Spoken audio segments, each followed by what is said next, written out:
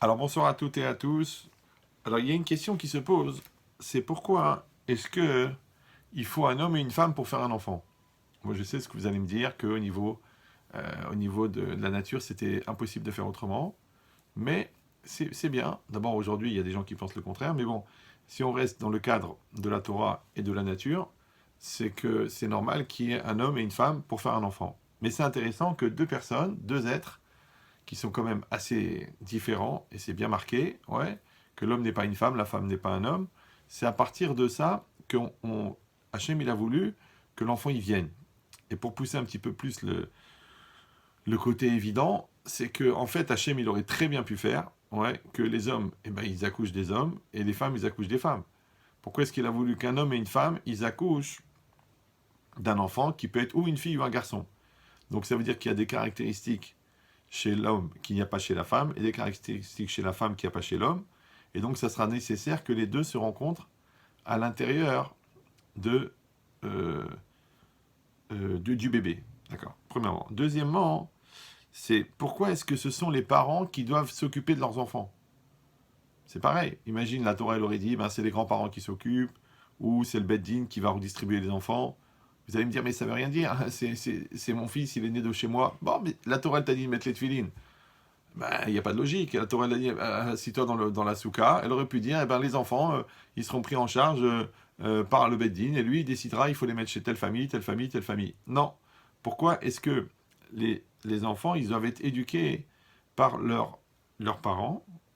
Et question encore plus vicieuse, pourquoi est-ce que les parents doivent éduquer leurs enfants à eux?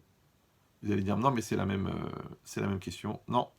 Parce que on voit dans la logique de la fracture parentale, que souvent, les parents ont du mal à comprendre leurs enfants et les enfants ont du mal à se sentir compris par leurs parents. Donc tu vois bien que ce n'était pas évident du tout de penser que l'un doit s'occuper de l'autre. Ouais. Et ça veut dire aussi que si Hachem il a jugé que c'était nécessaire, ça veut dire que si les parents sont indispensables aux enfants, ça veut dire aussi que les enfants sont indispensables aux parents. Il faut comprendre cette logique. Ça veut dire que quand on est dans une logique de la Torah, une logique un peu moussarite de la Torah, ouais, morale de la Torah, on sait qu'en vérité la vie, c'est un série de partenariats. D'accord? Quand on dit avec Zivogim, Hachem écrit des couples, c'est pas seulement la personne que tu épouses, c'est toutes les personnes que tu vas rencontrer. D'accord? Ezeu Chacham Mikoladam, qui est le sage, celui qui apprend de tout homme.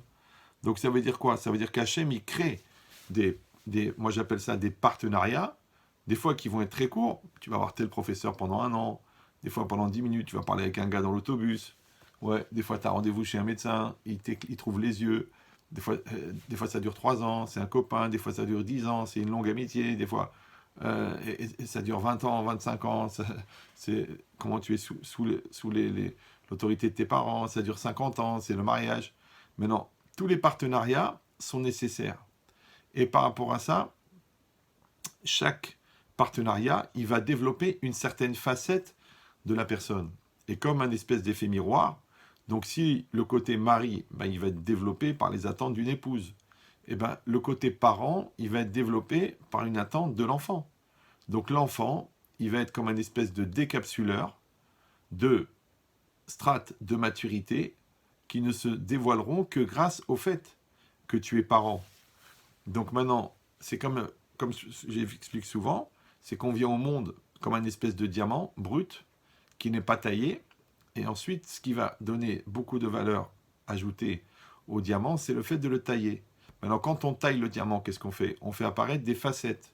Les facettes en hébreu s'appellent panim. Et panim, oui, ça veut dire facette. Et c'est aussi pnim, c'est aussi l'intériorité. Ça veut dire que les facettes de ma personne, elles vont être fabriquées par le rapport de maturité que je vais avoir avec la réalité. Ce qu'on appelle vulgairement en hébreu un nisayon, une épreuve. Donc, la Torah, elle va me donner, par exemple, la théorie de l'interdit de voler, et moi, je vais être confronté à une épreuve de voler, et je vais surmonter mon Yetzirara, et je ne vais pas voler, et à ce moment-là, j'ai intégré la dimension concrète de ne pas voler. Ça veut dire que j'ai appris qu'il ne faut pas voler, mais je suis devenu honnête grâce à l'épreuve. Donc on comprend que chaque situation, elle est là pour nous apporter des facettes différentes. Maintenant, on comprend bien que si, au niveau célibataire, j'ai un certain nombre d'étapes nécessaires à passer par rapport à mes études, par rapport à mes responsabilités, par rapport à mes parents, par rapport à autrui, par rapport à mes copains, par rapport au Yetzerara, par rapport à la Touma, toutes ces facettes-là qui vont être intégrées par les épreuves, c'est-à-dire par les exercices que je vais avoir. Après, quand on se marie, là aussi, il y a des facettes, d'accord, qui vont venir, accepter la différence de l'autre, trouver le point de communication, supporter le rythme existentiel, accepter la différence par rapport au sexe. Un homme et une femme, c'est pas pareil. Après, faire les compromis nécessaires pour que ça fonctionne. Tout ça, c'est encore des facettes de moi qui vont apparaître en tant que conjoint. Et après, il y a les facettes qui vont apparaître en tant que parent. Donc ce diamant, vous avez compris, il a des milliers de facettes. Et chaque facette, elle ne peut apparaître que par la confrontation avec une épreuve. Maintenant, on comprend bien que les partenariats les plus longs et les partenariats où on est les plus impliqués intellectuellement, émotionnellement, spirituellement, c'est eux qui vont fabriquer les facettes les plus importantes. C'est pour ça qu'il faut beaucoup prendre à cœur ce rôle. D'accord. Mais enfin, encore une fois, Hachem, il n'a pas fait les choses par hasard. C'est-à-dire que si on est d'abord adulte, enfin on est d'abord enfant, et après on est adolescent, et après on est adulte, et puis après on est en âge de mariage, après on est marié, et après qu'on est marié, on est parent, ça veut dire que cette chronologie, elle n'est pas par hasard. Ça veut dire qu'en fait, dans une espèce de loi de causalité mélangée avec une loi de conditionnement, c'est que ça va être très difficile d'être parent si on n'est pas marié, et ça va être très difficile d'être marié si on est célibataire. Maintenant, je sais, vous allez me dire, oui, mais je connais plein de célibataires, de gens mariés qui sont encore célibataires. Ouais, et je connais plein de parents qui sont encore célibataires, parce qu'ils sont dans la fuite, ils ne sont pas dans l'acceptation des responsabilités, ils ne sont pas dans l'acceptation de l'enfant. Il y en a même qui croient que quand leur femme elle accouche, c'est comme si l'enfant il leur a volé leur femme. Oui, ou des femmes qui vont se consacrer entièrement à leurs enfants, ils vont oublier qu'ils ont un mari, comme si c'est un étalon qui leur a donné la semence pour pouvoir se développer. Donc, il y a plein de cas de figure où on voit que ces étapes-là, elles sont nécessaires. C'est pour ça que j'avais expliqué ce schéma-là. Je ne sais pas si je l'avais déjà expliqué dans le cycle de cours qu'on fait ensemble, mais je vous le redonne. Au pire, vous le comprenez mieux.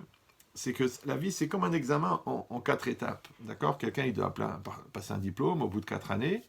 Il y a la première année, il a 5 UV à obtenir. Donc les UV, vous avez compris, ce n'est pas des niveaux de bronzage. Donc il a 5 unités de valeur à atteindre. La deuxième année, il en a 10. La troisième année, il en a 4. Et la quatrième année, disons, il en a 6. Ok. Maintenant, la première année, imaginons, sur les 5, il n'en a eu que 1. Donc il lui en manque 4. D'accord. La deuxième année, il en avait 10. Maintenant, il a 10 de la deuxième année, plus les 4 de la première année. Ça lui en fait 14. Sur les 14, manque de peau, il était amoureux, il s'est marié cette année-là, il n'était pas concentré, il n'en a eu que 2 sur les 14. Donc, il lui en manque 12. Donc, la troisième année, qu'il en avait 4, ça lui fait les 4 de la troisième année, plus les 12 de retard, ça lui fait 16. Voilà. Et bien, en fait, ce master qu'on prépare, c'est le master d'être un bon juif, le master d'être un tzaddik. Et pour ça, on passe par des étapes. Et la première étape, c'est le célibat. Et quand tu es célibataire, il y a un certain nombre d'UV à obtenir, c'est-à-dire un niveau de maturité, un choix professionnel, un choix spirituel, la personne que tu veux être, la personne que tu vas épouser, le rapport que tu as avec l'argent, avec les stress, avec les limites. Ça, c'est tous les UV que tu dois atteindre en tant que célibataire et qui vont en fait former les reliefs de ta personnalité. D'accord ? Or, la personnalité, c'est ce qui produit les actes. Parce que les actes, ils sont le produit de ma personnalité. D'accord ? Ça s'appelle les marassim de l'homme. Après, tu passes en deuxième année. C'est quoi la deuxième année ? C'est le mariage. D'accord ? Maintenant, vous avez bien compris que les UV qu'on n'a pas traités en première année, on va les traiter en deuxième année. D'accord ? C'est pour ça que dans le mariage, il va y avoir une correspondance qui peut être vécue comme une harmonie extraordinaire, parce que c'est trop grave comment mon conjoint me ressemble, et qui peut être vécue comme un traumatisme que l'autre me ressemble tellement qu'il me rappelle les choses que je n'ai pas réglées. D'accord ? Donc ça veut dire quoi ? Ça veut dire que tous les UV que je n'ai pas obtenus en tant que célibataire, je vais les épouser. Ça s'appelle mes avgim, les filles marasav. On nous marie selon nos actes. Or, comme les actes, ce sont les reliefs de la personnalité, Donc le bon Dieu, il va me faire rencontrer quelqu'un qui va m'aider à régler les problèmes que je n'ai pas réglés dans l'étape précédente. Donc le menteur, ou il va épouser une femme qui ment plus que lui et il devient cinglé, ou une femme qui ne ment jamais et il veut se pendre. Ouais, parce que il doit régler ce problème de mensonge. Donc la femme qui est, je sais pas moi, qui est très très nerveuse, ouais, elle va épouser un gars qui crie comme un fou, ou alors elle va épouser quelqu'un qui est d'un calme, qui est proche euh, de la vitesse de déplacement des Alpes, d'accord? Et elle devient cinglée. Pourquoi? Parce que, chacun il est le tikkun de l'autre. Et c'est là que tout le shalom bayit, il intervient, que je m'adapte à la différence, mais en vérité, ça veut dire quoi?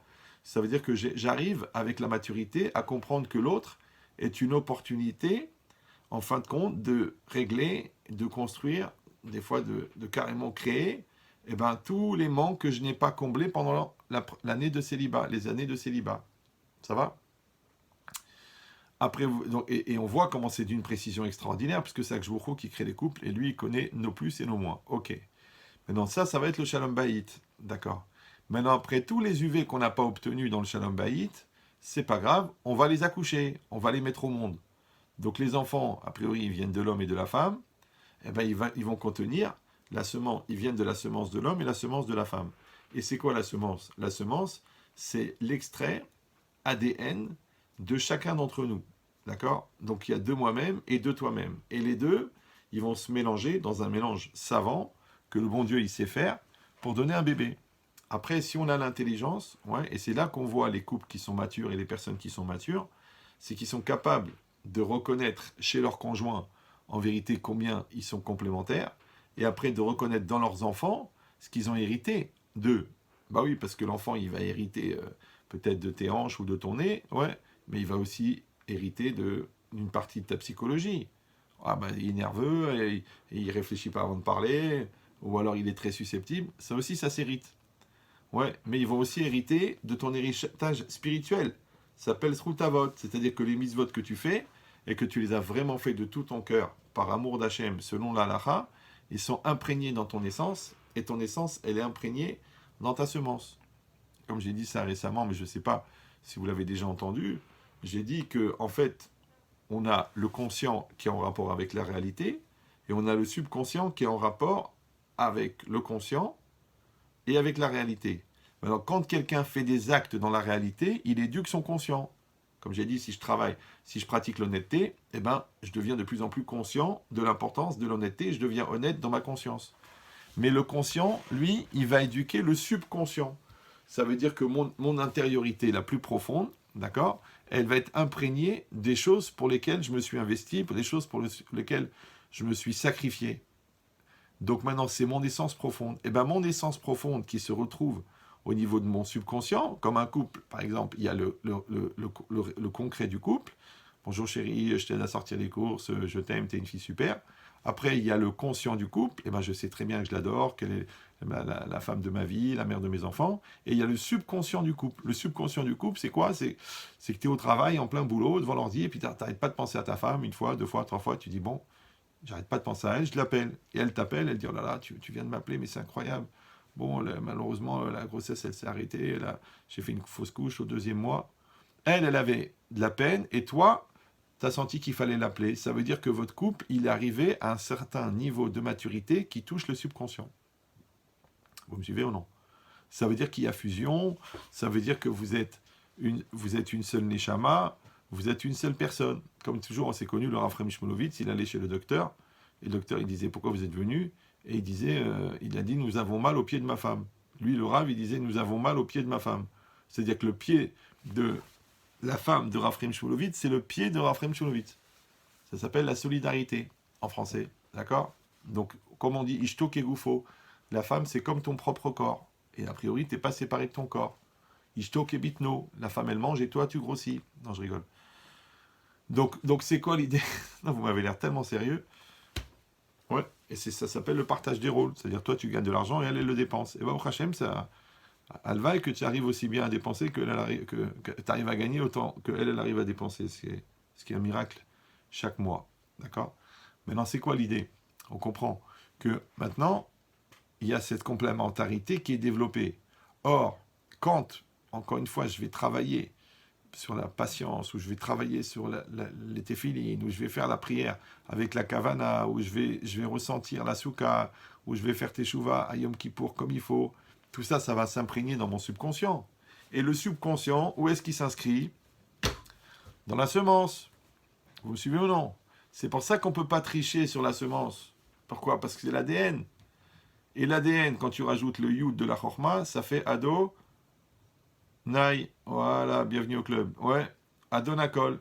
Bon, je sais, ça marche pas en anglais, mais en français, ça marche. D'accord, mais c'est bon, c'est un jeu de mots. Hein, n'allez pas faire de la Kabbalah sur l'ADN. Mais c'est quoi l'idée? C'est intéressant de voir que Adon, c'est Adonakol, il est le maître de tout, et qu'on ne peut pas lui échapper. Et crois-moi que t'as beau être malin, t'as beau être sympathique, t'as beau être religieux, si on trouve ton ADN sur une scène de crime, tu vas te refaire la santé dans un endroit pénitentiaire. D'accord? Et c'est logique. Pourquoi? Parce que ça te représente. Maintenant, si l'ADN, il te représente là où tu es, l'ADN, c'est sûr qu'il te représente à l'intérieur de ta semence. Et donc, obligatoirement dans le ventre de ta femme. Et quand les deux semences vont se rencontrer, elles vont fusionner. Mais qu'est-ce qui fusionne? Eh bien, de la même manière qu'il y a le corps physique, et le corps psychique, et le corps spirituel. D'accord? Et on a dit que l'amour, si vous avez bien écouté les cours sur Shalom Bayit, Ahava, c'est la même gematria que Echad, donc aimer c'est faire un, et que le Maharal il dit que Ahava Zeshaviut Taretzonot, c'est l'équivalence des volontés. Or, la volonté, on sait que c'est le moteur de l'existence personnelle, et que puisque l'amour, c'est la coexistence, donc c'est la confusion des deux et la communion des deux bonnes volontés. Ok. Maintenant, de la même manière que moi, j'ai lutté contre ma mauvaise volonté pour produire de la bonne volonté, toi, tu as lutté contre ta mauvaise volonté pour produire de la bonne volonté, et bien la communion des bonnes volontés s'appelle l'amour. Voilà, c'est facile à comprendre. Ça s'appelle un bon esprit constructif, positif dans la maison. Maintenant, quand moi j'ai fait le filtre de retenir ma mauvaise volonté pour exprimer ma bonne volonté, étant donné que la volonté, on a dit qu'elle est le moteur de l'existence et qu'elle se retrouve au niveau du spirituel, c'est la neshama, au niveau du psychique, parce que j'exprime la bonne volonté, et au niveau du physique aussi. Et c'est là que ça devient intéressant. Je ne sais pas si vous avez écouté le cours que je vous avais envoyé à écouter pour la préparation du mariage, même si vous êtes marié depuis des années. Mais en fait, c'est qu'il va y avoir un espèce de filtrage de tout ce qui est négatif chez moi par la bonne volonté que j'exprime pour que le meilleur de moi-même y passe.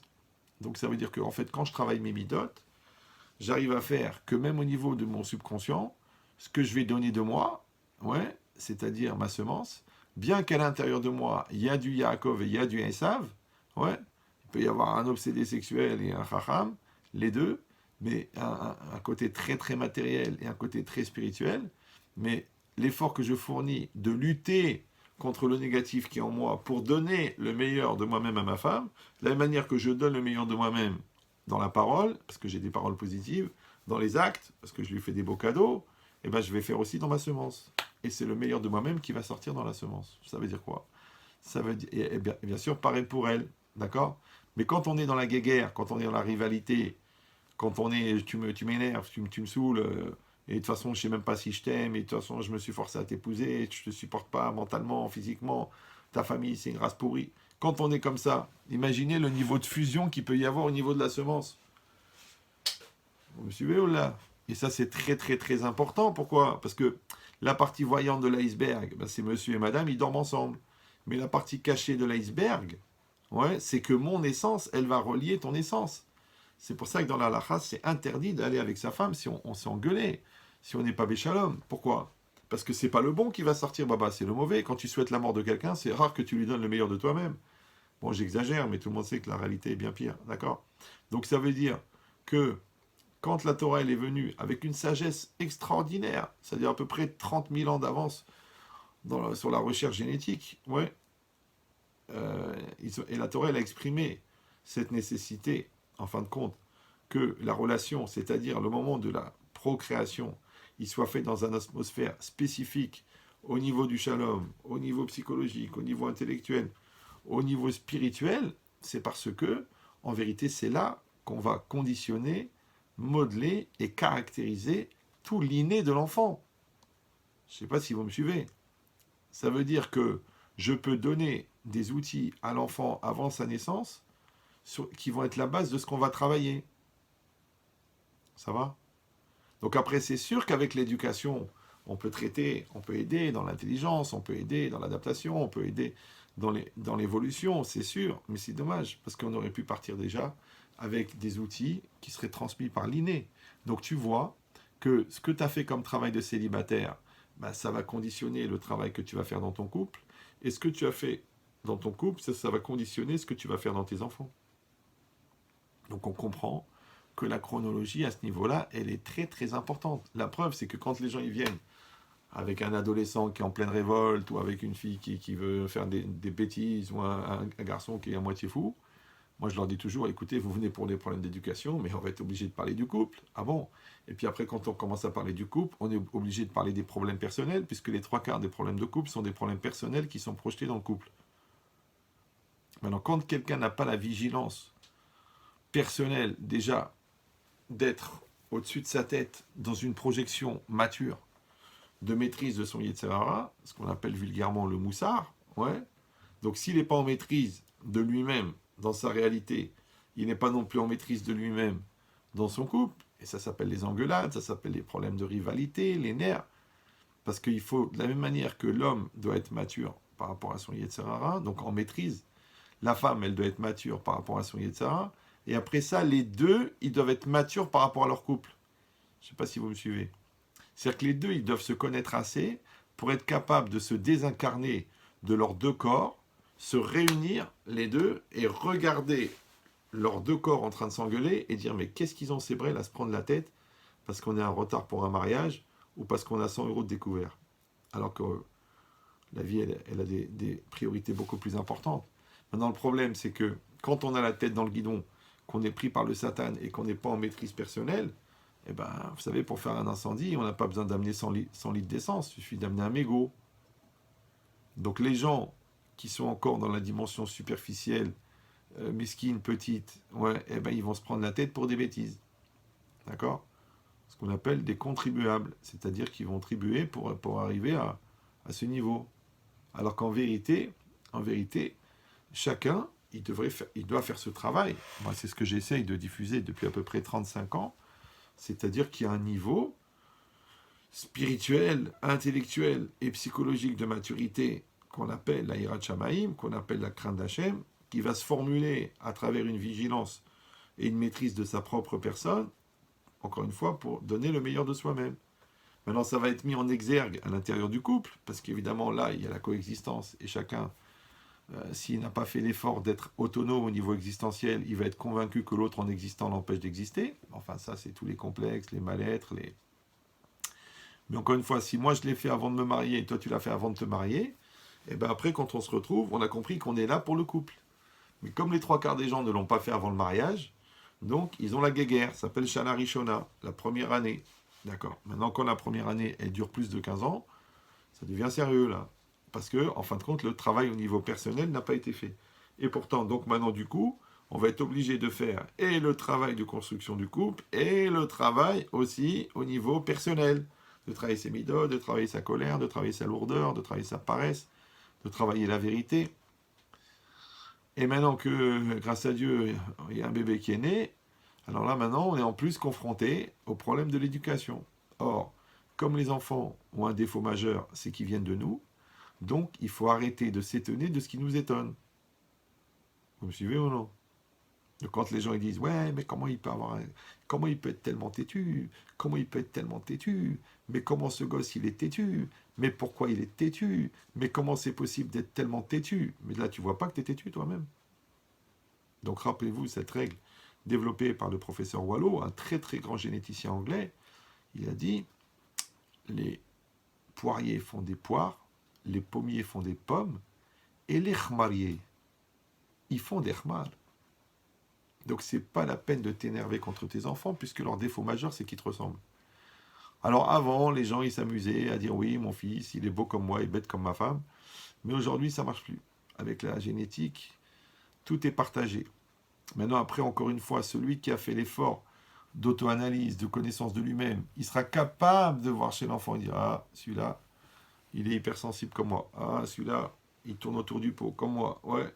Donc chacun devrait être capable de reconnaître, de la même manière qu'il comprend que son conjoint, il voit la complémentarité de son conjoint, il doit être capable de voir ce qu'il a fait hériter à ses enfants. Une fois, il y a un rave, il a dit une chose. C'est vrai, c'est très vrai, mais c'est très violent. Je sais pas, vous êtes prêts à écouter, là, les zoomers? Il a dit, il faudrait aimer ses enfants au point de leur apprendre à utiliser les bons côtés qu'on leur a donnés pour lutter contre les mauvais côtés qu'on leur a fait hériter. Vous me suivez ou non? Est-ce que tu es prêt à ce que tes enfants y soient des gens bien pour peu qu'ils aient un rejet du négatif que tu leur as fait hériter? Je sais, c'est dur. Bon, moi, tu me diras, c'est un Rav Ashkenaz, donc c'est un peu compréhensible. Mais l'idée, c'est ça. L'idée, c'est de dire que j'ai rien contre les Ashkenazim. Hein. Oh là là, n'allez pas chercher une chose pareille. Mais enfin bon, il y en a qui sont nés dans la Kémia et d'autres dans le Haran. On ne peut pas les refaire. Alors, donc c'est quoi l'idée?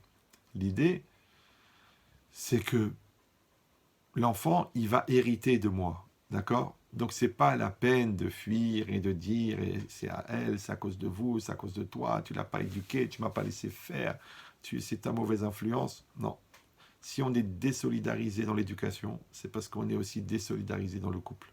Alors je vous rappelle, je m'excuse si c'est un petit peu profond pour les gens qui pratiquent le cerf-volant, mais je vous rappelle que le bras gauche et le bras droit font partie du même corps. Ça va jusque-là ou c'est trop abstrait? Alors il y a une Gemara dans Yerushalmi, dans Nedarim, extraordinaire.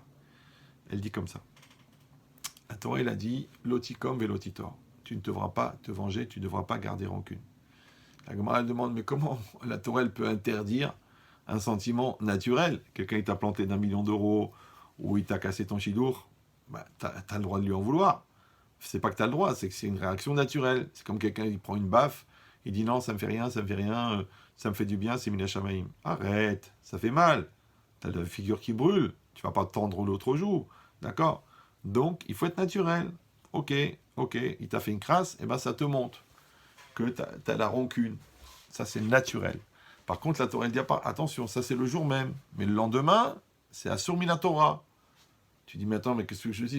Il m'a pas rendu les 1 million d'euros. Ok, on t'a dit la réaction épidermique de prendre mal une crasse que l'autre te fait, c'est le jour même. Mais après que tu as pris le temps de recul, de te rendre compte que le bon Dieu ne fait pas les choses pour rien et que toi-même, tu avais planté 2 gars de 500 000 et que le bon Dieu t'a envoyé une capara d'1 million, donc tu vas prendre le recul de comprendre que rien ne se fait au hasard. Ok. Rien ne se crée, rien ne se perd, tout se transforme. Donc la Gemara, elle explique qu'en fin de compte, comment c'est possible que la Torah, elle interdit d'en vouloir à quelqu'un qui t'a fait du mal. Et la Gemara, elle donne un exemple. Écoutez, l'exemple, il est incroyable. Elle dit, si un homme, il veut couper de la viande, d'accord? Donc imaginez, il a la viande dans la main gauche, il a le couteau dans la main droite. Il est en pleine campagne, il n'a pas une table, il n'a pas un support pour poser. Donc il fait tout ça dans la main. Il commence à couper la viande qui est dans la main gauche, et manque de peau, le couteau, il glisse sur la viande, et il va entailler la main gauche. La Gemara dit, est-ce que la main gauche, elle va arracher le couteau de la main droite pour entailler la main droite? Ouais. Elle dit, la Gemara, et pourtant c'est marqué, tu aimeras ton prochain comme toi-même. Ça va, vous avez capté la Gemara là ou non? Voilà. Tu dis, mais quel rapport?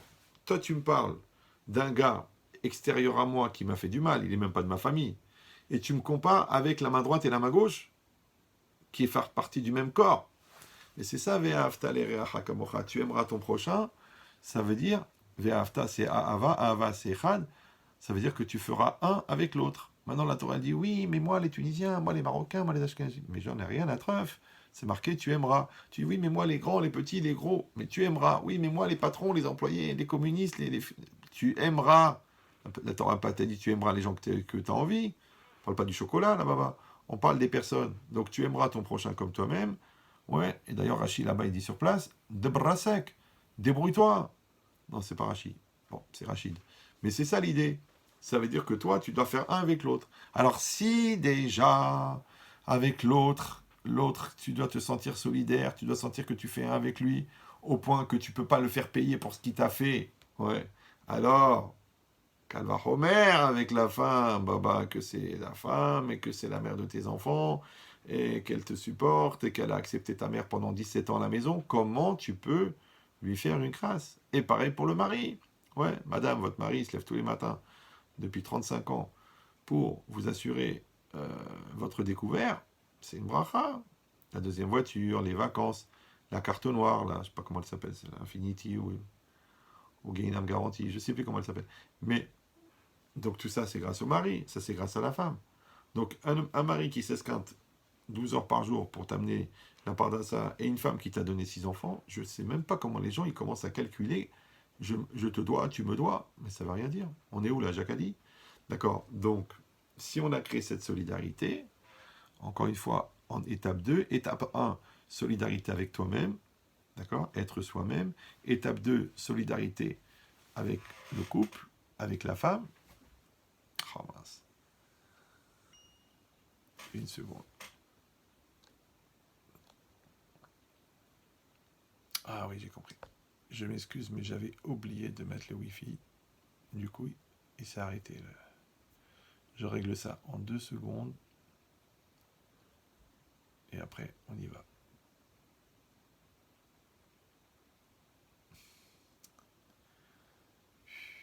Il est fort, le Yetzirah. Il n'y a rien à faire. Léna, Alva qu'on soit aussi bon que lui. Donc on y retourne. Ah non, c'est pas celui-là.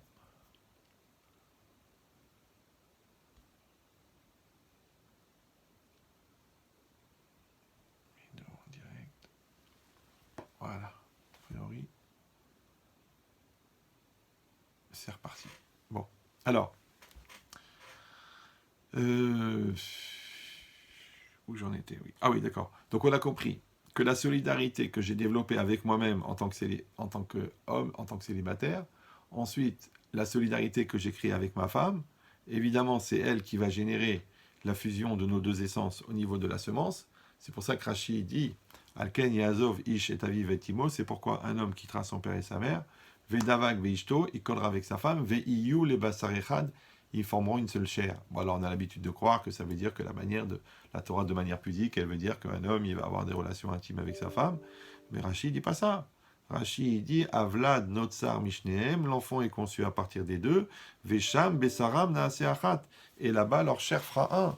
Ça veut dire qu'en vérité, quand est-ce que la chair de l'homme et la chair de la femme font un? C'est au niveau de l'enfant. D'accord? C'est au niveau de l'enfant. Ok. Donc ça veut dire quoi?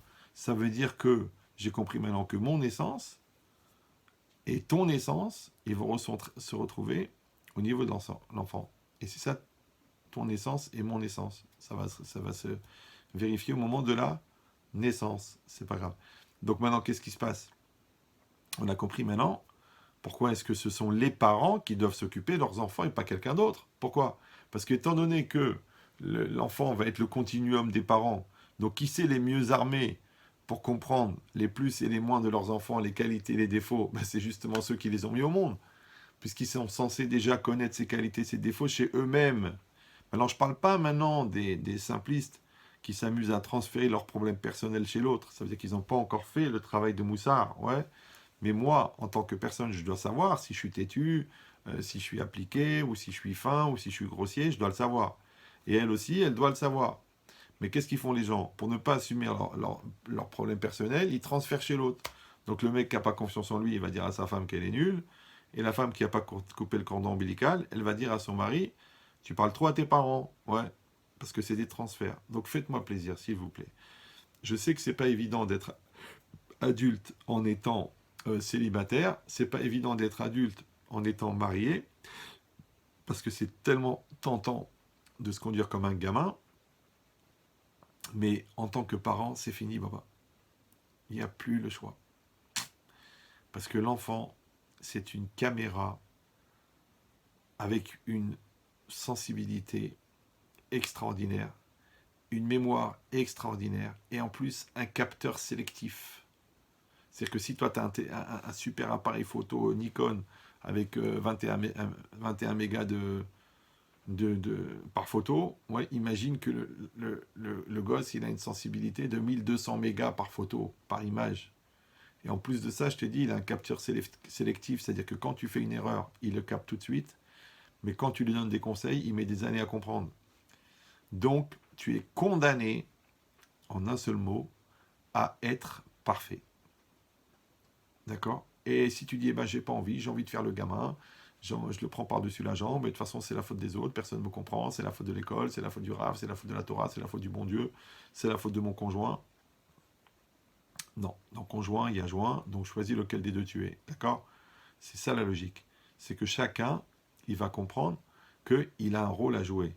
Mais comme j'ai expliqué plusieurs fois, le fait d'avoir une responsabilité, ça veut dire aussi que tu as un pouvoir. Donc au lieu de te débarrasser de ton rôle de père ou de ton rôle de mère, ouais, et ben tu te dis que si le bon Dieu, il m'a donné en tutelle une neshama, c'est qu'il pense que mon modèle, quelque part, il est bon à reproduire. D'accord? Et en plus de ça, que l'enfant, il va m'obliger à m'améliorer. Bah oui, parce que, vous savez, une fois, quelqu'un, il m'a dit, Rabben Chetri, vous êtes quelqu'un de cartésien, quelqu'un de logique, quelqu'un de pragmatique. Franchement, vous croyez à la réincarnation, quelqu'un, il est mort, il revient dans un autre corps. Je lui dis, je vais t'expliquer, c'est quoi la réincarnation. Toi, quand tu étais en CM2, tu foutais rien à l'école. Tu trichais, tu demandais à tes frères de faire les devoirs, et tu demandais à la fille qui était à côté de toi de te donner les résultats. Donc, tu as glandé en CM2. Donc, tu comprends rien au problème de mathématiques de CM2. Ok. Maintenant, toi, tu es papa. Maintenant, ton fils, il est en CM2. Il dit, papa, aide-moi pour faire les devoirs. Et toi, tu vois que tu comprends rien à l'exercice. C'est normal, puisque tu n'avais rien foutu en CM2. Donc, quelque part, ton fils, quand il est en CM2, ouais, c'est un Gilgoul de ton CM2 que tu n'as pas foutu. Vous me suivez ou là? C'est une réincarnation. Tu viens en réincarnation dans le CM2. Ouais, et c'est pareil. Si à l'époque, tu as fait des bêtises quand tu étais ado, maintenant, tu as une crise avec tes ados. Mais pour les ados, leur éviter de faire la crise, il va falloir que tu fasses de preuves de maturité et que tu arrives à les convaincre. Or, convaincu, convaincant, pas convaincu, pas convaincant. Et donc si tu n'arrives pas à les convaincre, c'est que tu n'es pas convaincu. Maintenant, tu n'es pas convaincu, pourquoi? Parce que tu n'as pas réglé le problème. Mais à l'époque, tu étais jeune, tu avais 16 ans, tu étais un bébé, tu étais un gamin, tu étais un minot. Mais maintenant, tu en as 42, baba. Donc maintenant, quand toi, tu dois trouver les mots pour convaincre ton ado que c'est pas bien ce qu'il fait, c'est parce que toi, tu as passé le cap. Mais si ça te prend la tête, tu l'envoies balader, et que tu n'as pas les nerfs de supporter, c'est qu'au fond, vous avez le même âge. Je sais que c'est violent, hein. Mais bon, entre adultes, on peut se dire la vérité. Si vous voulez des ramas qui vous fassent plaisir, bah, allez dans des endroits où il faut mettre des billets de 500 sur la table avant de parler. Non, moi je vous dis la vérité. Après maintenant, est-ce que c'est une valda à avaler, est-ce que c'est une couleuvre ou est-ce que c'est un poteau? Après, c'est selon la sensibilité de chacun. Mais en tout cas, ce qui est sûr, c'est que c'est vrai. Et par rapport à ça, comme j'ai dit toujours, ouais, le stress, c'est-à-dire la responsabilité, elle est stressante pour les gens qui la vivent mal, mais par contre, les gens qui comprennent que c'est une opportunité, eh ben, de régler un problème qu'ils n'avaient pas réglé jusque-là, d'atteindre un niveau qu'ils n'avaient pas atteint jusque-là. Donc en fait, l'enfant, eh ben, comme génétiquement il vient de toi, donc si tu as l'intelligence de voir qu'est-ce qui vient chez lui de toi, d'accord? Et ben quand tu vas essayer de te mettre à sa place, de lui parler, de te mettre en situation, d'accord, de trouver les bons mots, et ben en fait qu'est-ce que tu vas faire? Tu vas essayer de le convaincre. Mais encore une fois, puisque convaincu, convaincant, donc toi tu vas être obligé de te convaincre à toi-même. Et se convaincre, c'est pas la méthode Coué de répéter, répéter jusqu'à ce que tu trouves ça intelligent. Non, c'est parce que jusqu'à ce que tu deviennes ce que tu dis. Et comme on sait qu'en fait, on transmet ce qu'on est et pas ce qu'on a. Ouais. Parce que si tu transmets ce que tu as, c'est que tu fais copier-coller entre le bouquin et ta tête, ou entre ta tête et la tête de ton fils. Ça s'appelle transmettre ce qu'on a. Mais nous, on sait qu'on transmet ce qu'on est. C'est pour ça que le nez est tellement important chez nous. Ouais. C'est même un signe de reconnaissance. C'est peut-être même un... Bon. Donc ça veut dire quoi? Ça veut dire que quand la personne, elle va essayer de transmettre quelque chose à son fils, ouais, ou à sa fille, elle doit se demander, est-ce que moi, j'ai acquis cette chose-là? Est-ce que moi, je le pense? Est-ce que moi, je le vis? Et que vous verrez que ce qui est vraiment bien vécu chez la personne, ça passe très facilement chez l'enfant. Alors que ce qui n'est pas acquis à 100% chez la personne, ça a du mal à passer. Pourquoi? Parce qu'il dit, je ne le sens pas. Bon, papa, il dit qu'il faut que je tourne la tête quand il y a des scènes bizarres, mais j'ai vu dans l'historique de l'ordinateur qu'il fait des recherches en anatomie féminine. Donc, et ça veut dire qu'il n'est pas vraiment convaincu de la gravité de ça, puisque lui-même, il le transgresse. Et toute la vie, c'est comme ça. Donc si on est dans cette logique-là, On comprend pourquoi est-ce que les parents doivent éduquer leurs enfants, parce qu'ils sont les mieux placés pour savoir qui ils sont, puisque les enfants, ils viennent d'eux. Et on comprend pourquoi est-ce que les enfants doivent être éduqués par les parents, parce que c'est aussi une opportunité extraordinaire pour les parents de compléter leur silhouette psychologique qui n'a pas été assez affinée à travers l'étape du célibat et l'étape du mariage. Ça va jusque-là ou non? Oui, non?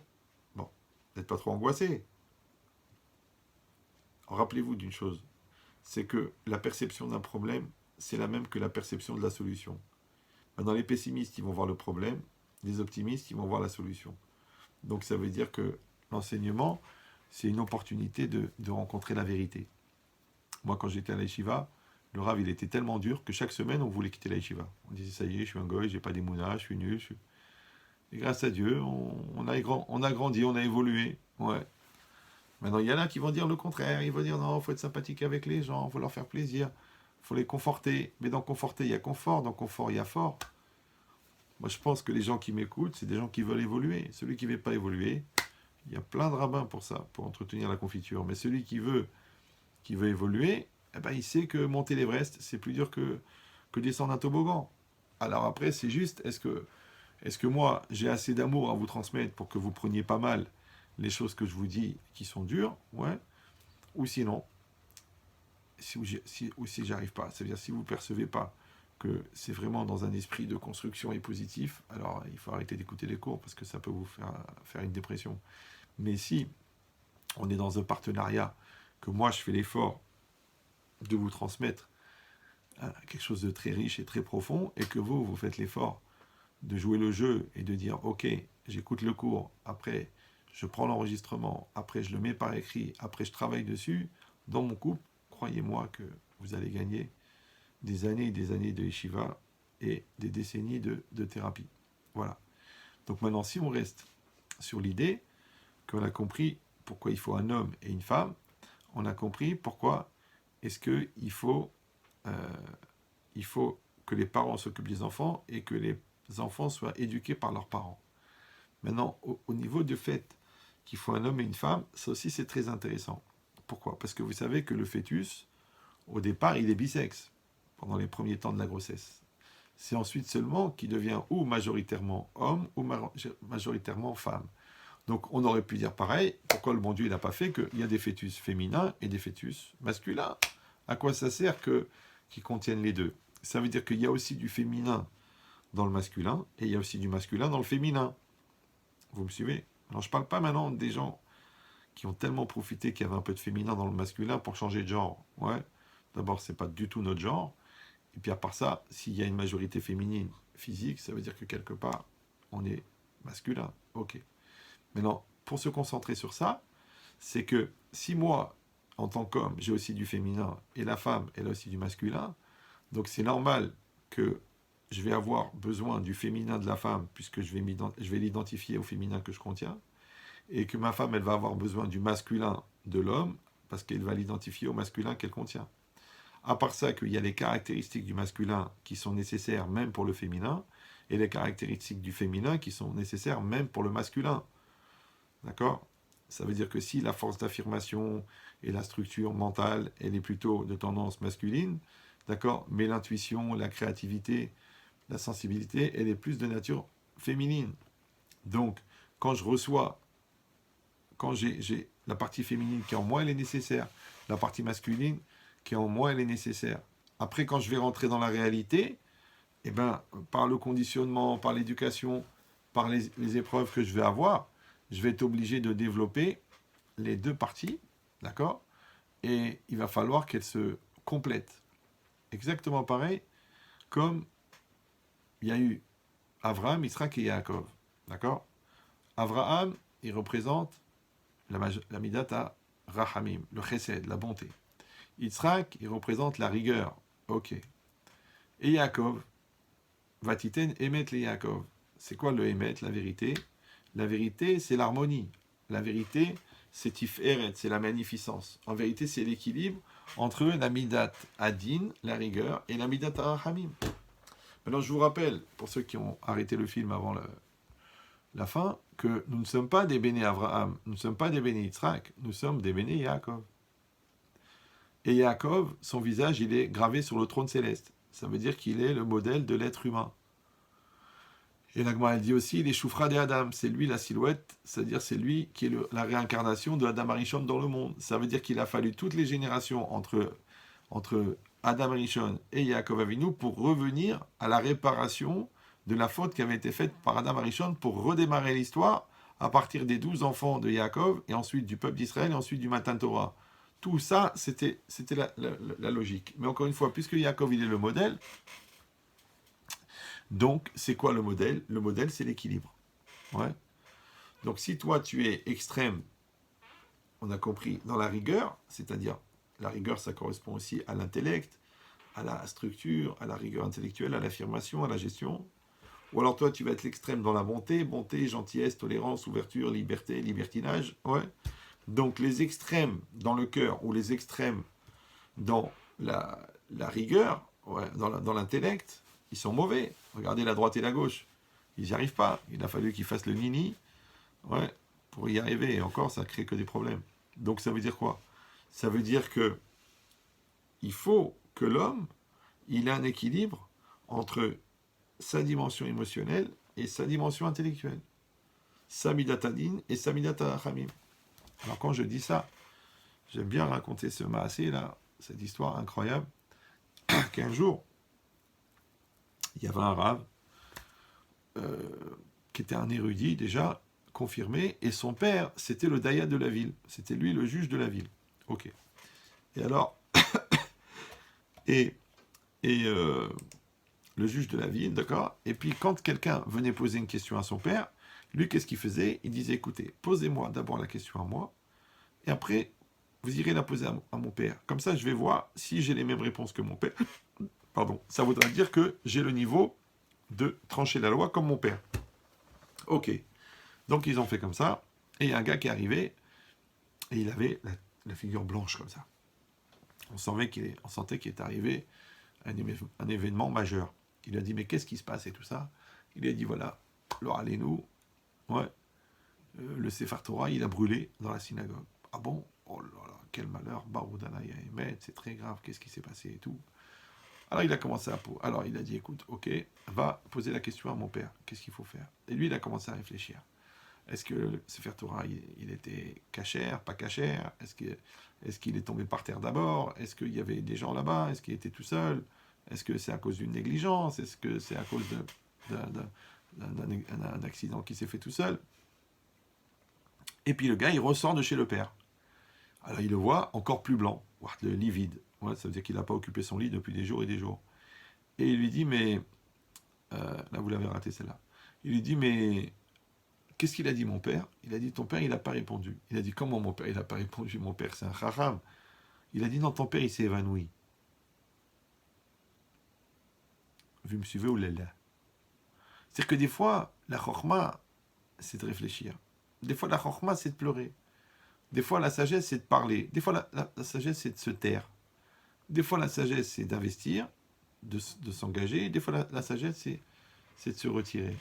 C'est ça, la vraie chorma. Donc il a compris qu'il n'avait pas encore atteint le niveau de son père, parce qu'il aurait fallu qu'il s'évanouisse. Donc vous avez compris que ce qu'on appelle le da'at, en fin de compte, d'accord, la conscience, la maturité, la spiritualité maîtrisée, d'accord, eh ben, c'est le niveau de Yaakov Avinu. Ok. Maintenant, c'est très intéressant que l'homme, il doit être le résultat, donc, de Avraham et Yitzhak et Yaakov. Maintenant, on va dire que Avraham, il était majorité bonté, on va dire par exemple 70%, 80%, ça ne veut pas dire qu'il n'avait pas de rigueur. Yitzhak, il était majorité rigueur, on va dire 80%, mais c'est intéressant que les 80% de rigueur d'Avraham et les 80% de chesed de Yitzhak, ils ont donné 50-50 chez Yaakov. Vous me suivez ou non?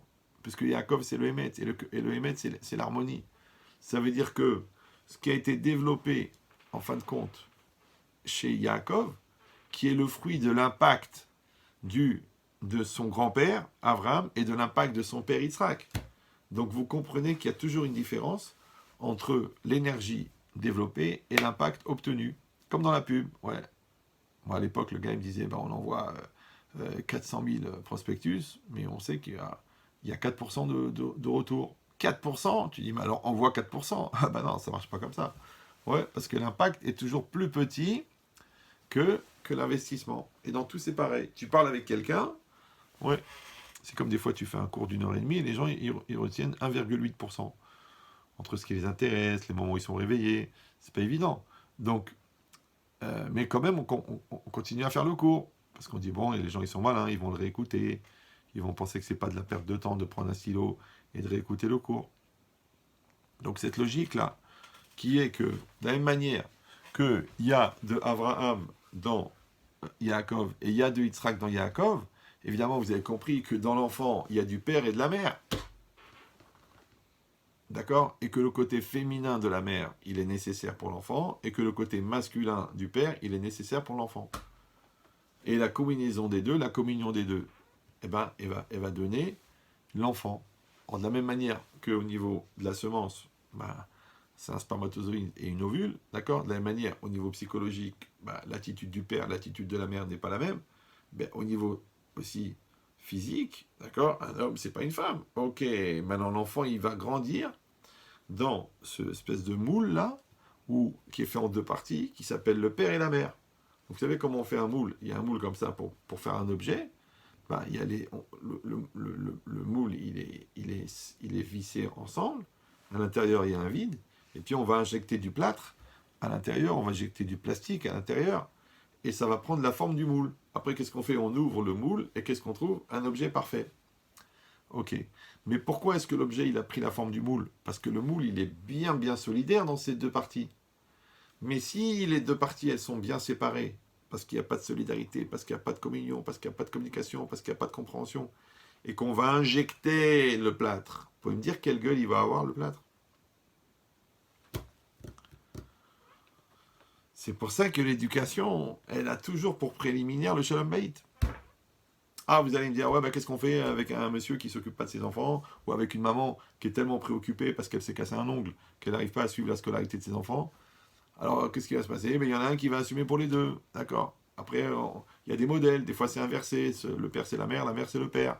On verra, tous ces cas-là, on va les voir au fur et à mesure des cours, d'accord? Mais déjà d'arriver à comprendre que dans l'idéal, parce que c'est ça le modèle qu'on essaie de donner, c'est un idéal, il faut connaître les règles de l'idéal. Après, les exceptions qui fonctionnent et qui confirment la règle, ça fera aussi partie de la réflexion qu'il faudra avoir. Mais au moins, il faut avoir une base, d'accord? C'est une base. C'est comme si l'architecte dit, écoutez, on va essayer quand même de faire que le parterre soit au sol et que le plafond soit au-dessus. Mais qui dit, mais attends, c'est débile. Il dit, justement, il y a eu un problème au montage. En fait, ils ont mis le parquet au plafond, ils ont mis les lustres sur le parquet. Comme ils sont débiles ou quoi? Vous savez, c'est pas évident. Ils ont lu le plan à l'envers. Combien il y a de gens qui font le plan à l'envers? Combien? Ouais. Combien des gens ils se marient, puis après ils réfléchissent s'ils aiment la personne. Ils mentent, et après ils réfléchissent comment ils vont se débrouiller pour justifier le fait qu'ils ont menti. Ils ouvrent dans un magasin, dans un centre commercial, et après ils vont voir le rabbin et ils disent écoutez, j'ai pas le droit de faire mes shabbats. Donc les gens qui regardent le plan à l'envers, ils sont plus que nombreux. Mais c'est pas grave. C'est pas grave, c'est pour ça qu'il y a les Khatrila Bedieved. Il y a a priori et a posteriori. Maintenant, il faut quand même essayer de faire le moins de choses a posteriori. Parce qu'après, ça devient invivable et puis c'est fatigant de toujours devoir réparer ce qu'on aurait pu éviter de casser. Et étant donné que ça prend la même énergie d'éviter de casser ou de réparer, donc faites-moi plaisir, essayez d'éviter de casser. Comme ça, vous n'aurez pas besoin de faire les efforts pour réparer. Et en plus que quand tu évites de casser, ça s'appelle de la prévention. Donc tu le fais dans un bon esprit. Par contre, casser, tu le fais avec un esprit pollué par la culpabilité d'avoir gaffé ou d'avoir caché. C'est comme tu veux. Ouais. Donc c'est toujours préférable d'éviter de casser. Et c'est exactement pareil. Nous, quand on va s'adresser à nos enfants, c'est-à-dire qu'on va essayer d'être les influenceurs, puisque c'est un mot à la mode aujourd'hui, les plus intelligents, les plus équilibrés, les meilleurs du monde, il faut qu'on le fasse de manière intelligente. Pourquoi? Parce que je vous ai dit, l'enfant, c'est un capteur. qu'il est capteur d'une sensibilité. Alors un adulte, tu peux t'arranger avec lui, tu peux lui dire, bon, c'est pas ça que je voulais dire, ça m'a échappé, c'est difficile. L'enfant, non. L'enfant, il capte. Ouais, je veux dire, pire, il capte même avant la naissance. Même les engueulades qu'il y avait au-dessus du ventre, il les a senties. Même la tension qu'il y a dans la maison quand il est dans le berceau, il la sent. Même le mal-être qui peut exister dans le mépris que tu vas avoir pour l'autre ou dans les insultes que tu vas transmettre, ça se ressent même dans le lait de la maman et le gosse, il le boit. Après, tu m'étonnes, il est dépressif depuis l'âge de 14 ans. Ça veut dire quoi? Ça veut dire qu'on a, encore une fois, la possibilité de donner le meilleur à nos enfants. Alors venez, on filtre. Venez. Filtrons. D'accord? C'est pour ça que, toujours quand c'est marqué Shemen Zaïd Zach, on doit prendre de l'huile pure pour la menorah. Et qu'est-ce qu'il dit Rashi? Zach, c'est quoi? Zach, c'est qu'on a filtré l'huile pour que les morceaux de chair qui sortent au pressage, ils restent dans le filtre. Et c'est de l'huile pure qui sortent. Et bien de la même manière, Zahou, d'accord, ça veut dire que les côtés négatifs qui sont chez moi, je me les garde pour moi. Et à mon conjoint, je lui donne le meilleur de moi-même. Et toi aussi, tu me donnes le meilleur de toi-même. Et ça va être Shemen Zaïd Zach. Donc l'enfant, il va recevoir le meilleur. Ah, tu dis, mais il n'y a pas que du bon, il y a aussi du mauvais. Ok, le mauvais, je m'en charge. Je vous rappelle, pour ceux qui n'ont pas des comportements d'une hygiène normale, que quand on va aux toilettes, on y va seul. Quand on prend sa douche, peut-être pas en Suède, mais ailleurs, on y va seul.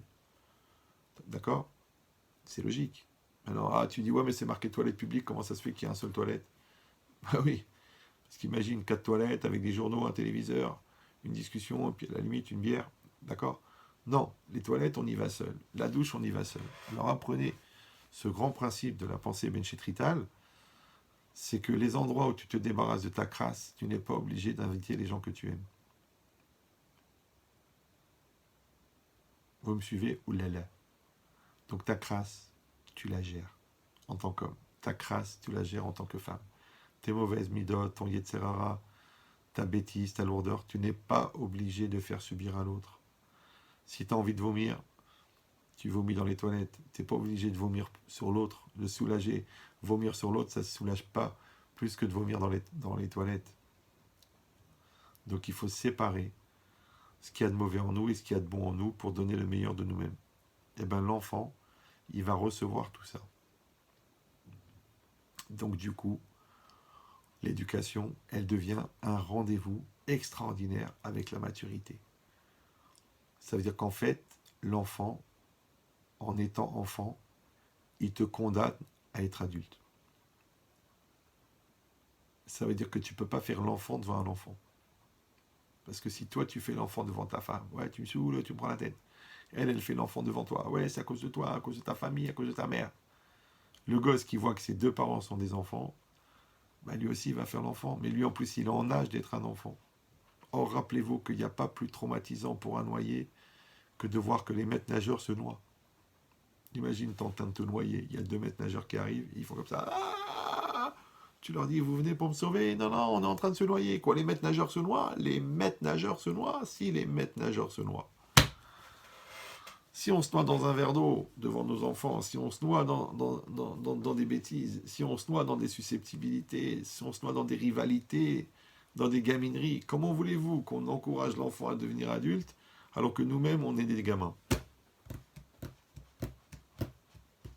Donc, l'enfant, il t'oblige à être adulte.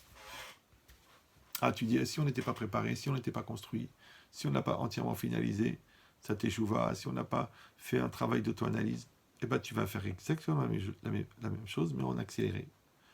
C'est-à-dire que normalement, le bon Dieu, il t'a donné, par exemple, 20 ans pour devenir adulte, et toi, t'étais pas là, t'étais dans le chalala, t'étais dans la The Voice, t'avais pas la tête dedans, et mais maintenant, ça y est, tu vas être papa dans 2 ans, ça y est, papa, faut y aller. Donc tu vas faire un stage accéléré en formation pour que quand l'enfant il sort du ventre, il voit 2 adultes en face de lui. Mais s'il voit 2 brels, c'est pas parce que tu l'auras appelé Jacques qu'il sera plus prêt à assumer. D'accord? Donc ça veut dire que tu dois aller dans ce sens du challenge, dans le sens de l'opportunité, dans le sens de la chance que tu as d'être parent. Et si vous allez me dire, ouais, mais c'est pas évident, vous les connaissez pas, c'est dur, j'arrive pas à supporter. Moi, je vais te donner le numéro de téléphone des gens qui attendent depuis 10 ans, 15 ans, 20 ans d'avoir la chance d'avoir un bébé. Et après, toi, tu iras te plaindre que les tiens, ils sont bruyants, qu'ils font du bruit, qu'ils font caca, qu'il faut leur enlever l'ahnouna du nez. Ils en rêvent d'enlever l'ahnouna. Ils en rêvent. Quand est-ce qu'ils auront l'occasion de moucher le bébé qu'ils n'ont pas eu? Alors arrête de faire le brel, de te plaindre de ton bonheur. Au contraire, tu l'assumes, tu t'inscris dans la logique que le bon Dieu l'a voulu, et tu assumes tes responsabilités, et tu verras que les responsabilités assumées, elles sont génératrices d'une joie extraordinaire qui s'appelle la satisfaction d'être. Maintenant, si on est là,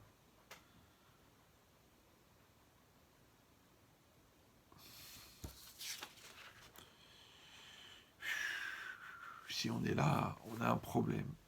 On a un problème parce que normalement,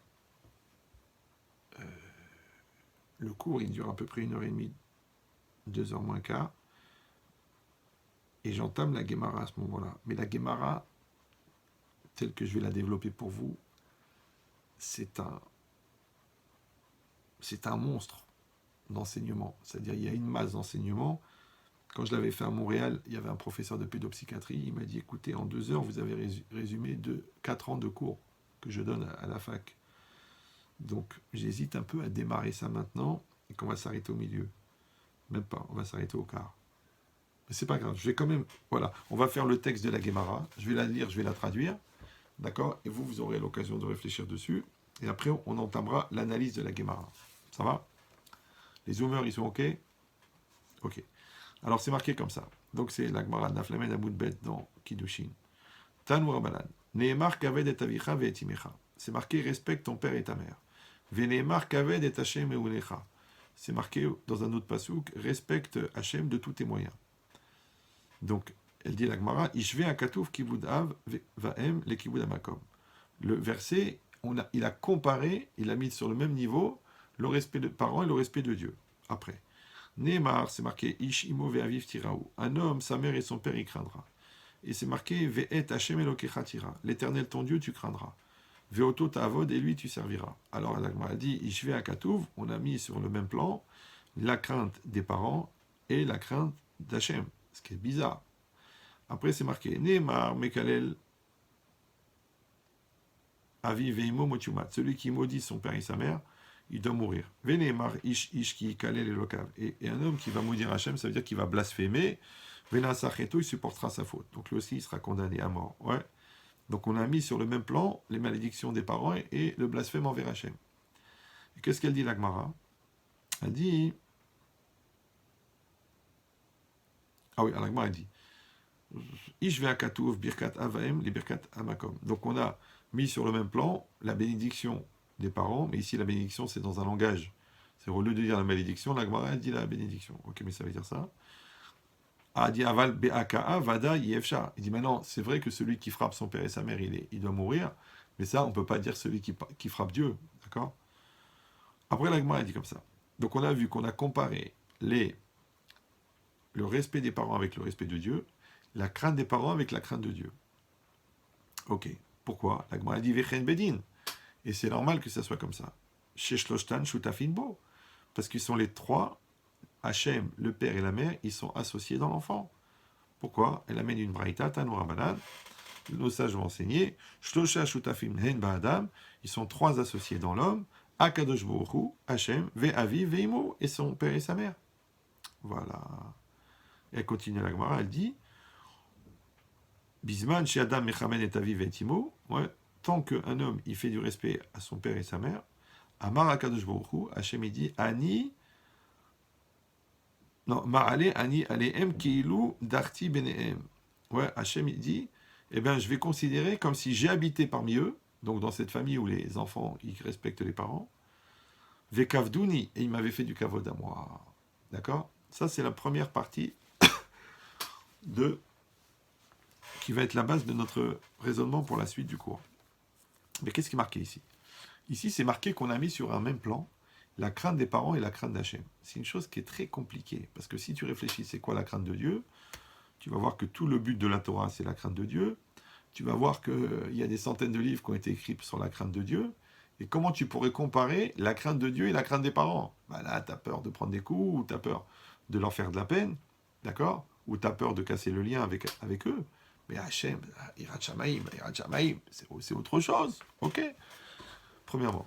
Deuxièmement, c'est aussi que on a séparé le principe dans la mitzvah de respect des parents, on a mis une partie qui s'appelle le kavod, le respect, et une partie qui s'appelle la crainte. Mais en vérité, les deux, ils rentrent dans une seule mitzvah qui s'appelle le respect des parents. Donc il faudra comprendre pourquoi il y a une facette de respect et une facette de crainte. Après, il faudra comprendre aussi pourquoi est-ce que dans le kavod, c'est marqué kaved et avicha vetimecha, respecte ton père et ta mère. Donc on a mis d'abord le père avant la mère. Mais dans la crainte, c'est marqué ish imo ve'aviv tiraou. Un homme, sa mère et son père, il craindra. Alors pourquoi dans la crainte, on a mis la mère d'abord, et dans le respect, on a mis le père d'abord? Encore une question, c'est que le Messet Echarim, il dit qu'un homme ne peut pas réussir à aimer l'autre et ne pas réussir à aimer Hachem s'il n'aime pas les hommes, il n'aime pas les autres. D'accord? Ça veut dire qu'en vérité, c'est comme si quelque part, c'est difficile, par exemple, de voir la bonté d'Hachem, c'est difficile d'avoir la reconnaissance envers Hachem. Alors qu'est-ce qu'il a fait Hachem? Hachem, il a fait que tu es dans le monde avec d'autres personnes qui vont te faire du bien, et quand tu arrives à développer cette qualité de reconnaissance envers quelqu'un qui t'a fait du bien, et un bien que tu vois, parce que c'est une personne qui t'a fait du bien, alors peut-être que tu pourras percevoir aussi et développer la reconnaissance envers Hachem. Donc ça veut dire quoi? Ça veut dire que, en fait, l'autre, il va te servir d'entraînement pour avoir cette même relation avec Hachem. Vous me suivez ou... D'accord. Après, ça va encore plus loin, puisqu'on voit que dans la Torah, il y a 613 mitzvot. Ok. Il y a 248 mitzvot positives et 365 mitzvot négatives. C'est-à-dire 365 fois la Torah a dit ne fais pas cela, et 248 fois la Torah a dit fais cela. Et le Ramban, il explique que toutes les mitzvot positives, c'est-à-dire l'accomplissement des mitzvot positives, où il faut agir, développent chez la personne l'amour d'Hachem, l'amour de Dieu. Et tout l'accomplissement des mitzvot négatives, les interdits, développe la crainte de Dieu. Donc maintenant, on réfléchit. La crainte de Dieu et l'amour de Dieu, c'est des mitzvot de la Torah. Ouais, c'est marqué Ve'afta et Hashem Elokecha, c'est une mitzvah d'aimer Dieu.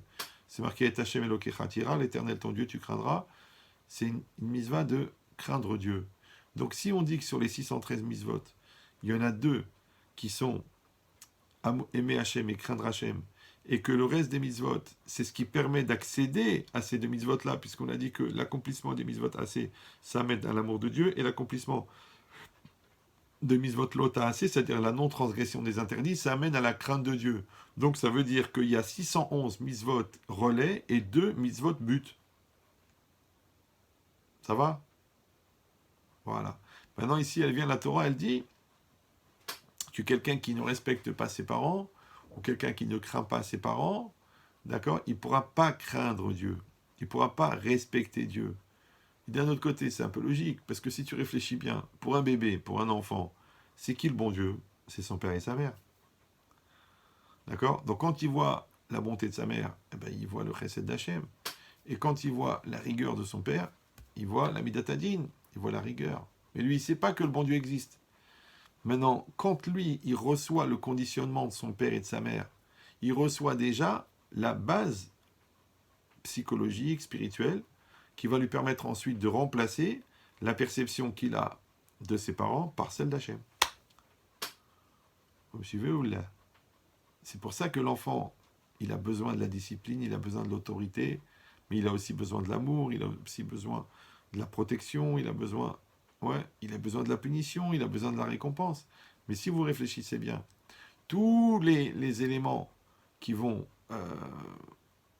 constituer la relation avec Hachem, ce qu'on appelle l'Hirat Shamaim, eh ben, ça va être développé grâce à l'influence de l'éducation des parents. parce qu'on a déjà créé le réceptacle pour qu'il puisse ensuite recevoir. Et quand il viendra chez ses parents, il leur dira ah, papa, maman, vous êtes mes dieux. Ils diront non, non, non, non, non, non, non, non, nous, on est la direction. Il y a le point A et le point B. En géométrie, point A, c'est là où tu te trouves. Point B, c'est tes parents. Maintenant, quand tu prends une droite qui démarre de toi et qui passe par le point B, par tes parents, ben, si tu prolonges la droite jusqu'où ça va, plus l'infini. Donc en vérité, eh ben, tes parents, ils te donnent la direction d'Hachem. C'est pour ça que c'est marqué Vechen Bedin. Ouais, et c'est pour ça, et c'est normal que la Torah elle a mis sur le même plan le respect des parents et le respect d'Hachem, parce que, en fin de compte, c'est grâce aux parents que tu vas percevoir les qualités morales qui vont te permettre un jour d'atteindre les qualités morales dans la relation que tu dois avoir avec Hachem. Et la preuve, encore une fois, c'est le contraire. C'est que les gens qui n'arrivent pas à craindre Hachem, qui n'arrivent pas à craindre leurs parents, qui refusent l'autorité, qui ne veulent pas entendre parler des rabbinim, qui ne veulent pas que leur maître il leur dise quelque chose, qui ne veulent pas avoir un patron sur leur tête, tu verras qu'ils auront beaucoup de mal à accepter Hachem. C'est normal parce qu'ils refusent la midatadine. Et celui qui ne sait pas dire merci à ses parents, Kalvach Omer, qui ne saura pas dire merci à Hachem. Pourquoi? Parce qu'il est orgueilleux, parce qu'il est capricieux, parce qu'il est égoïste, parce qu'il est égocentrique. Donc, ses parents, ils doivent lui apprendre, et c'est ça tout le fruit de l'éducation, c'est de donner à l'enfant les qualités qui sont nécessaires pour pouvoir ensuite recevoir le message du divin et la relation privilégiée avec Hachem. Ça va, c'est facile à comprendre? Voilà.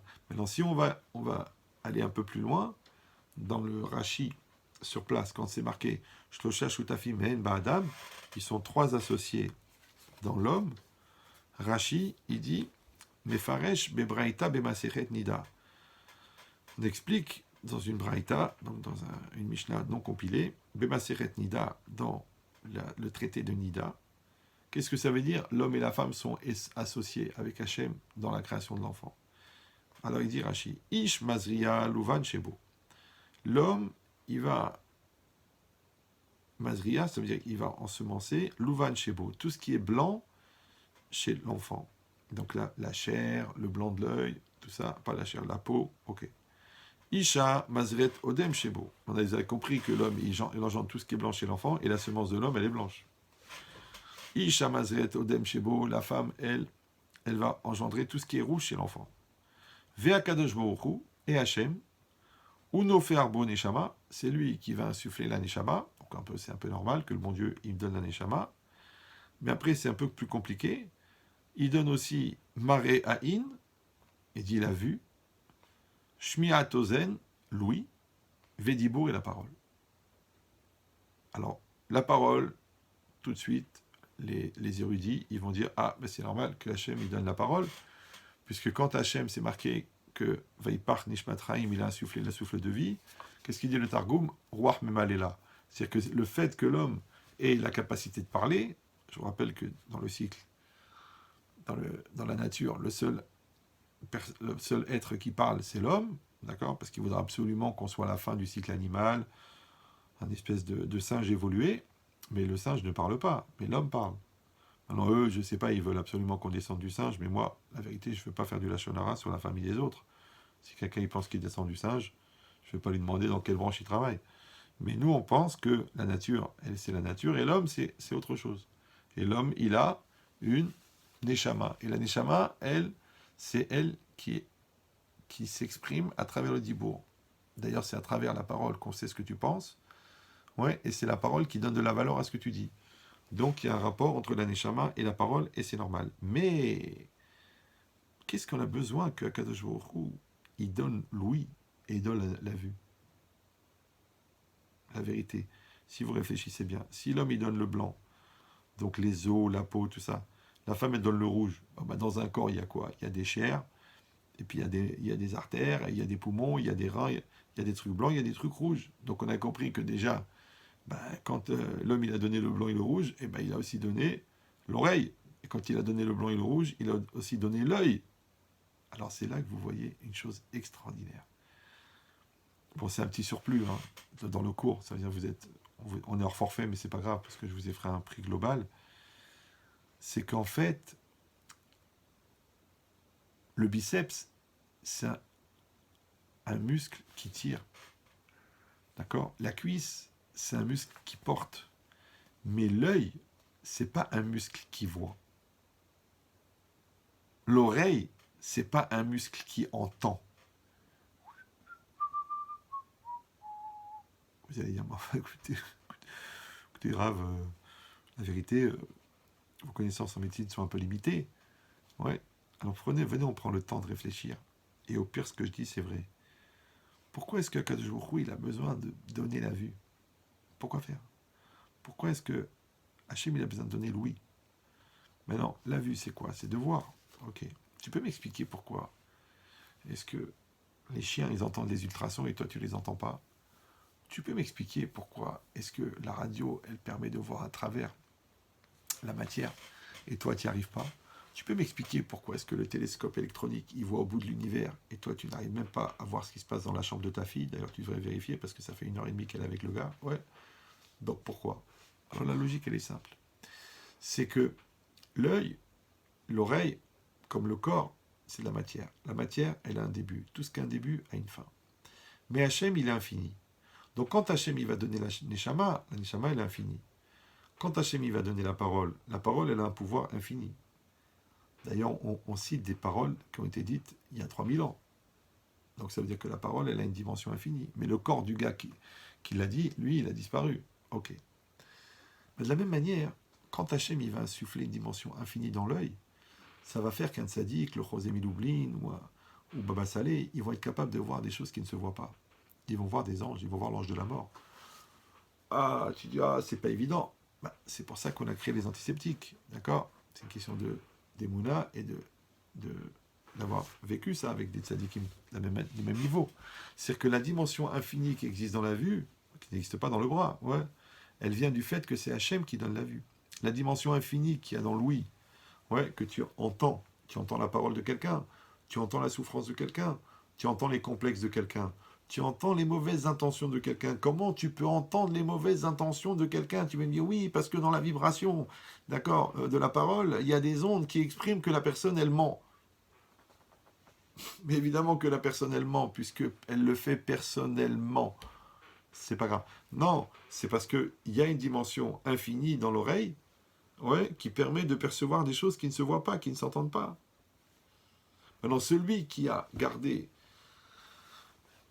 sa dimension matérielle maximum, comme la matérialité elle est limitée, donc il va avoir aussi des sens qui sont limités. Mais celui qui s'est sanctifié, celui qui s'est purifié, on a déjà expliqué 1 million de fois que la sainteté, la kedusha, c'est la distance avec le chomer, avec la matière. Donc celui qui a réussi à dématérialiser ses yeux en les protégeant de visions interdites, automatiquement ses yeux, ils vont voir des choses qui ne se voient pas pour le commun des mortels. Si quelqu'un il a sanctifié ses oreilles, ouais, en écoutant des paroles de Torah et sans faire de la shonara, sans écouter du lachonara, eh ben, il va entendre des choses qui ne s'entendent pas.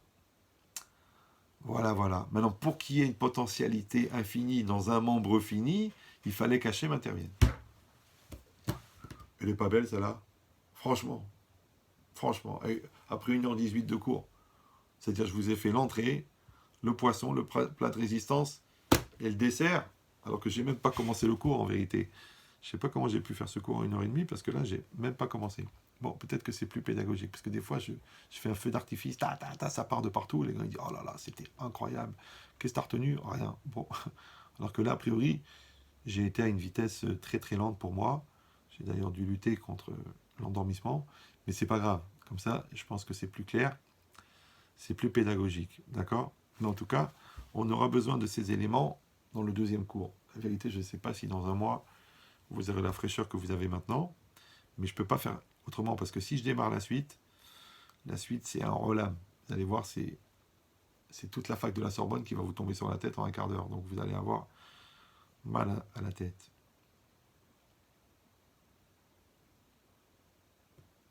Bon, mais comme j'arrive pas à faire les choses à moitié, je vais quand même vous traduire la Gemara sur laquelle on va travailler la prochaine fois. La Gemara dit Tania, c'est enseigné dans une braïta. Je sais que parmi vous, il y en a beaucoup qui connaissent cette Gemara. mais n'ayez pas peur de la réécouter, parce que quand j'ai fait ce shiur-là devant Rav Rosenberg, Zikron Libracha, il m'a dit, c'est la première fois que je comprends cette Gemara comme ça. Et croyez-moi que lui, à 20 ans, il connaissait le chasse. Donc si vous avez eu l'occasion de tirer la chasse, vous pouvez réécouter une deuxième fois. Tania, Rabbi Omer, Rabbi il a dit, Galoui veyadoua, c'est dévoilé et connu. L'ifnemi she'amar ve'aya ha'olam, devant celui qui a dit que le monde soit. Les mots, ils sont bien spécifiques. Galoui, dévoilé. Yodéa, yadoua, connu. Dévoilé et connu, c'est pas la même chose. Devant celui qui a dit que le monde soit, c'est-à-dire devant Hachem, parce que qui c'est qui a créé le monde par la parole, c'est Dieu. Donc qui c'est qui a fait que le monde ait existé par la parole, c'est Dieu.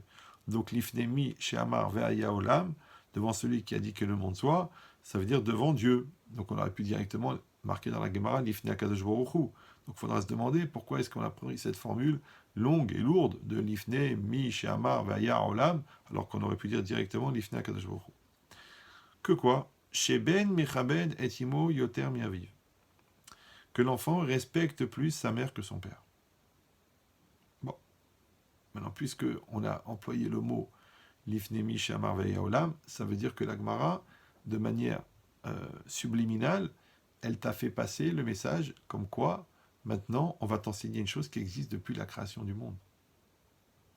Vous me suivez ou là? Que l'enfant respecte plus sa mère que son père. Je dis, ah non, ça c'est chez les Marocains. Que l'enfant respecte plus sa mère que son père, d'accord? C'est dans la nature humaine profonde. Donc on va dire que c'est à cause de la nature. Mais la Gemara dit mipne, parce que, donc là du coup on va te donner la raison, chez Mishted Lato Bedvarim. Parce que Rachid explique, si on traduit littéralement Mishted Lato, ça veut dire elle fait des efforts, ouais, Rachid dit elle le séduit par des paroles. C'est-à-dire que la femme, la maman, elle va séduire l'enfant par des paroles.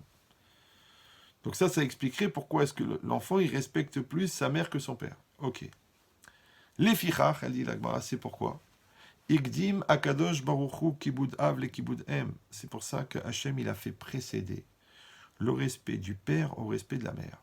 Parce que vous avez fait remarquer tout à l'heure que dans le passouk c'est marqué kaved et avicha ve imecha. Respecte ton père et ta mère. D'accord? C'est pas écrit respecte ta mère et ton père. Vous allez me dire qu'il fallait bien en marquer un des deux avant. Non. On n'est pas marqué respecte en facteur ton père, ta mère. D'accord? Mais en vérité, c'est faux, parce qu'on aurait pu écrire dans, je sais pas moi, dans Yitro, respecte ton père et ta mère, et dans Vaïtranan, la deuxième fois qu'on a dit les 10 commandements, respecte ta mère et ton père. On aurait pu mettre les deux. Et on aurait appris de là, kaved, on fait une xerashava, de là on apprend qu'il faut respecter le père et la mère. Ah, mais comment t'aurais su s'il faut passer le père ou la mère avant? Alors, il s'est marqué dans le passou, kaved et avicha vetimecha, respecte ton père et ta mère. Donc, on voit d'ici que la Torah a été écrite par un Marocain. Ah non, ça marche pas. Parce qu'après c'est marqué Ish imo ve'aviv tiraou. Un homme, sa mère et son père il craindra. Donc on a mis la mère en priorité. Ah, si on met la mère en priorité, c'est donc que la Torah a été écrite par un Tunisien. Non plus. Bon. Alors qu'est-ce qu'elle dit la Gemara? Elle dit puisque la mère séduit, puisque l'enfant respecte plus sa mère que son père, parce que la mère le séduit par des paroles, donc la Torah, elle a mis la mitzvah prioritaire sur le respect du père. Vous m'avez suivi ou non? Ça veut dire que la Torah ne va pas donner une mitzvah pour une chose que tu fais naturellement. Par exemple, il n'y a pas une mitzvah de respirer, une mitzvah de boire, une mitzvah de manger, il n'y a pas une mitzvah d'aller aux toilettes. Pourquoi? Parce que c'est naturel. Mais non, ici c'est marqué que puisque l'enfant, plus naturellement, il respecte sa mère, après il faudra réfléchir pourquoi est-ce que la résonance de l'amour de la mère, ça génère le respect chez l'enfant. Ça aussi, il faudra réfléchir, mais tout ça, ça sera la prochaine fois. Donc, puisque l'enfant, il va plus naturellement respecter sa mère, donc c'est pour ça que la Torah, elle a donné une mitzvah de respecter le père. Mais ça ne veut pas dire qu'il n'y a pas le respect de la mère. Vous me suivez ou non? De la même manière, l'Agma dit Galou ve'adou alifnemi she'amar vayaolam, c'est dévoilé et connu devant celui qui a dit que le monde soit. Chez Aben Mitiare Meavev Yoter Mimo, que l'enfant craint plus son père que sa mère. Pourquoi l'enfant craint plus son père que sa mère? Parce que le père lui donne la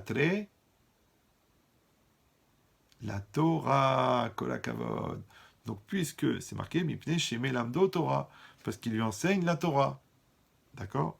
Donc, les gens qui croient qu'il faut donner la Trecha, le mot Torah et le mot Trecha se ressemblent, ouais, sauf que dans Torah, le H il est aspiré, et dans Trecha, le H il est prononcé. Et vous verrez que quand les gens ont une Torah avec un H prononcé, ils sont obligés de prendre du H pour assumer la Torah. Et ce qu'on appelle un H aspiré d'ailleurs. C'est assez intéressant, enfin on va pas mégoter sur les problèmes. Mais l'idée c'est ça. Purée, je me suis retenu pendant 1h20. Donc c'est quoi? C'est ça l'idée, d'accord? L'idée que l'enfant craint plus son père que sa mère. Pourquoi? Parce que le père lui enseigne la Torah. Donc ici c'est marqué que la Torah génère la crainte de l'enfant. D'accord?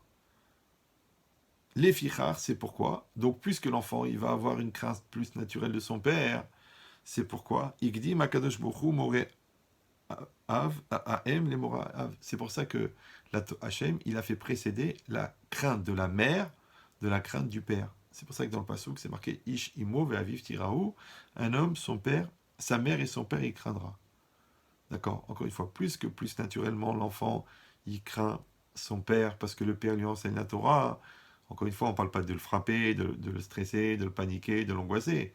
Mais, par définition, la chorma de la Torah, la perpétuité de la Torah, la perfection du comportement du père à travers la Torah, elle fait que l'enfant, naturellement, il craint son père. C'est ça la crainte. On ne parle pas de la crainte de prendre des coups, ou la crainte de la vengeance, ou la crainte d'être marqué au fer rouge en pleine nuit. Non, on parle de la crainte qui est générée par le respect de l'intelligence et du caractère positif du père. Non, puisque l'enfant il respecte, il craint plus naturellement son père, donc la Torah elle a mis l'accent sur la crainte de la mère. C'est pour ça que c'est marqué Ish Imo Ve'aviv Tiraou. Voilà. Voilà, on va s'arrêter là, parce qu'après ça, on va commencer les calculs, le père, la mère, le respect, tout ça. Donc, pour une première fois, c'est extraordinaire.